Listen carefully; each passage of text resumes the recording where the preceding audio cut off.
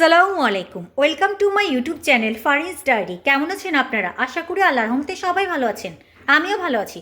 আজকে আমি কাটা মশলায় গরুর মাংস রান্না করব। এই জন্য কিন্তু আমি সিনার মাংস নিয়ে নিয়েছি 2 কেজি, আর সব কিছু কিন্তু এখানে রেডি করে নিয়েছি। এখানে শুকনো মরিচ নিয়েছি, এগুলো কিন্তু আমি বিচি আলাদা করে ফেলেছি, বিচি নেই। এখানে কাঁচামরিচ নিয়েছি, পেঁয়াজ কুচি, আধা কেজি পরিমাণ আমি লাল টমেটো কেটে নিয়েছি। এখানে আছে রসুন আর আদা, রসুনটা গলে যাবে এই জন্য আমি রসুনটা কিন্তু কেটে নিইনি। এখানে আছে গরম মশলা, তেজপাতা, দারুচিনি, এলাচ, বড় এলাচ, আর এখানে আছে গোলমরিচ আর লং। এখানে দই রেখেছি রান্নার লাস্ট পর্যায়ে ব্যবহার করার জন্য, আর এখানে কিন্তু ভিনেগারটা লাগবে। আর মশলার মধ্যে ব্যবহার করবো আমি রাঁধুনি মাংসের মশলা অল্প পরিমাণ। অফ ক্যামেরা কিন্তু আমি প্রেশার কুকারে মাংসগুলো দিয়ে দিয়েছি। আমি মাংসটা প্রেশার কুকারে রান্না করে নিব। আমি সামান্য পরিমাণ ভিনেগার অ্যাড করব।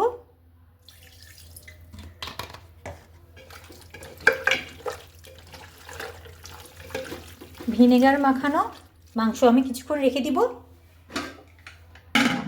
কিছুক্ষণ পর আমি আবার আসছি।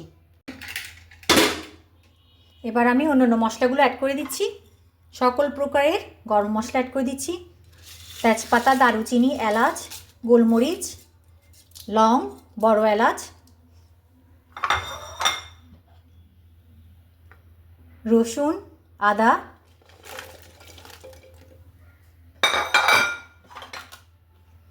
পেঁয়াজ,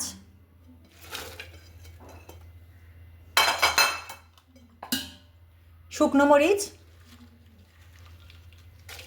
এগুলোতে কিন্তু বেচি নাই, আমি প্রথমে বলেছিলাম। কাঁচামরিচও অ্যাড করে দিচ্ছি, টমেটো, মাংসের মশলা পরিমাণ মতো,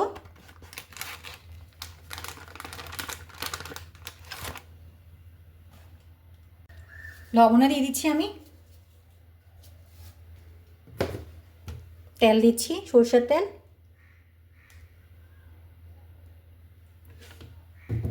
এবার এটা ভালো করে মেখে নিব।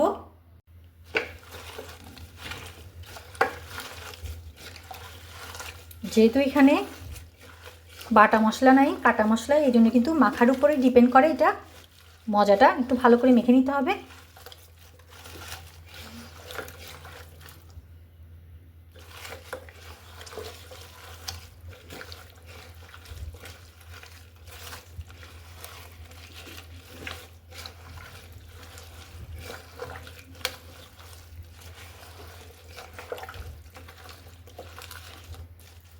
ভালো করে মেখে নিচ্ছি। আমি সামান্য পরিমাণ পানি অ্যাড করব।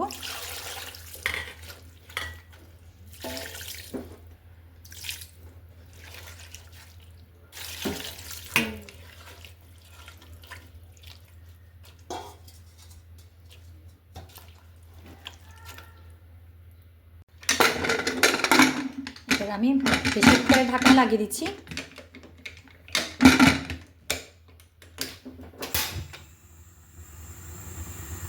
এদিকে কিন্তু আমি কিছুটা পরিমাণ দই নিয়েছি, ফেটিয়ে নিয়েছি। এটা যার যার পছন্দ মতো কম বেশি করা যাবে। আমি এতটুকু পরিমাণ নিয়েছি, দেখি কতটুকু লাগে।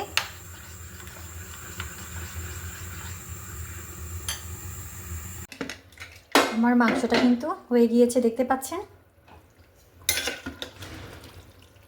এটা আমি একটা সুন্দর পাত্রে নিয়ে নিচ্ছি। ধোঁয়ার জন্য আসলে কিছুই দেখা যাচ্ছে না, কাছে থেকে দেখানোর আমি ট্রাই করছি।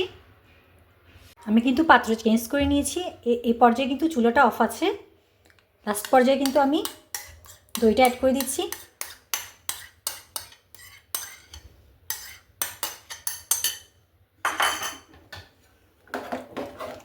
দইটা ভালো করে মিলিয়ে নিয়ে তারপর কিন্তু দই যেহেতু দিয়েছি আর একটু রান্না করে নিব। যদিও আমার মাংসটা কিন্তু হয়ে গিয়েছে।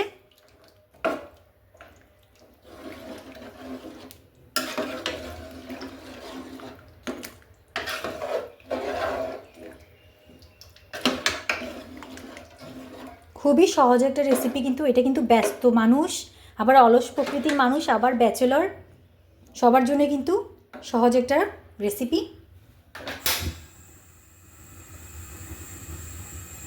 এভাবে কিছুক্ষণ আমি রান্না করে নিব। দেখতেই পাচ্ছেন আমার সুন্দর রান্নাটা কিন্তু হয়ে গিয়েছে। এবার আমি চুলোটা অফ করে দিব। কাছ থেকে নিয়ে দেখাচ্ছি আমার রান্নাটা কেমন হয়েছে। কাছ থেকে দেখিয়ে দিচ্ছি আমার রান্নাটা কেমন হয়েছে। এটা কিন্তু খুব কম সময়ে চটপট করে কিন্তু রান্না করে ফেলা যায়, খেতেও কিন্তু খুবই দারুণ। এতক্ষণ আমার সাথে থাকার জন্য অসংখ্য ধন্যবাদ। সবাই ভালো থাকবেন, সুস্থ থাকবেন। আল্লাহ হাফিজ, আসসালামু আলাইকুম।